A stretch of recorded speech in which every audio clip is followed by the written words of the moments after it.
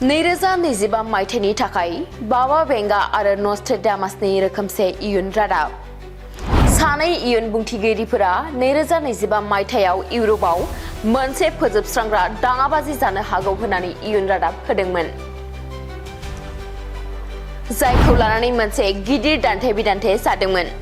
दायो जेब्ला 2025 मायथाइया खाथियाव सफैगासिनो, इयुन रादाब बुंनो नाजानाया फिन खेबसेबाव गोख्रोंसिन जाबाय।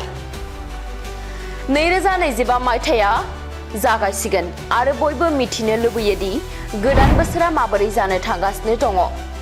साफ्रोमबो सुबुंहा इयुनखौ मिथिनो लुबैनाय थायो।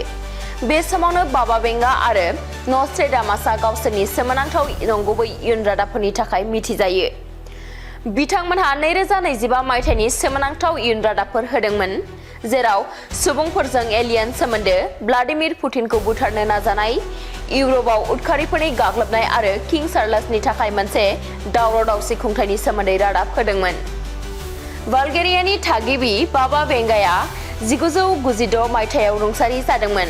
बाबा वेंगाया 9 एबा 11 नि गाग्लोबनाय, राजखुंग्रि डायानानि थैनाय, सेरेनविल खैफोद आरो ब्रेक्सिट बायदि गोनांथार मुलुगनां जाथायफोरनि इयुन रादाबखौ होदोंमोन। बाबा वेंगाया 9 एबा 11 नि गाग्लोबनाय, राजखुंग्रि डायनानि थैनाय, सेरेनविल खैफोद आरो ब्रेक्सिट बायदि गोनांथार मुलुगनां जाथायफोरनि इयुन रादाबखौ होदोंमोन। बाबा वेंगानि बायदिब्ला मोनसे फोजोबस्रांग्रा दावहाया इउर'पखौ फोजोबस्रांगोन, जाय हादरमानि सुबुं अनजिमाखौ फोजोबस्रांगोन। बिथाङा बुंदोंमोन दि रासियाया थांना थानायनि अनगायैबो मुलुगखौबो गादबगोन। इउक्रेननि बेरेखायै सोलिबाय थानाय दावहाखौ नायनानै बे इयुन रादाबा आरोबाव बांसिन दुखुनांथाव। बेनि अनगायैबो बिथाङा आमेरिकानि सोनाब बोरिमायाव बांग्रि मावनाय आरो अरगें हाजो बेरफ्रुनायजों लोगोसे मिथिंगायारि खैफोदनि बागैबो गोबां इयुन रादाब होदोंमोन।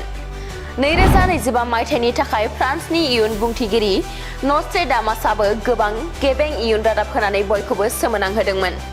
बिथाङा इयुन रादाब होदोंमोन दि मोनसे फोजोबस्रांग्रा दावहा आरो प्लेग बेरामनि उनाव ब्रिटेनआ जोबस्रांगोन। बिथाङा सिगांनि गिदिर महामारिनि फैफिन्नायनि बागै सांग्रांथि होदोंमोन आरो बेखौ गुबुनफोरनिख्रुइ गिख्रंथावसिन सुथुर महरै बरनायदोंमोन। बेनि अनगायैबो नस्ट्रेडामासआ 2025 मायथाइखौ मोनसे थिरांथायारि बोसोन महरै बरनायदों, जेराव सोनाबारि गोहोफोरनि गोहोमा गाहायाव फैदों आरो गोदान मुलुगनां गोहोफोरनि जौगानाय। बिथाङा इयुन रादाब होदोंमोन दि गोबाव समनिफ्राय सोलिबाय थानाय दावहाया जोबगोन आरो दावहानि जाहोनाव रौनियाफोराबो मेंगोन।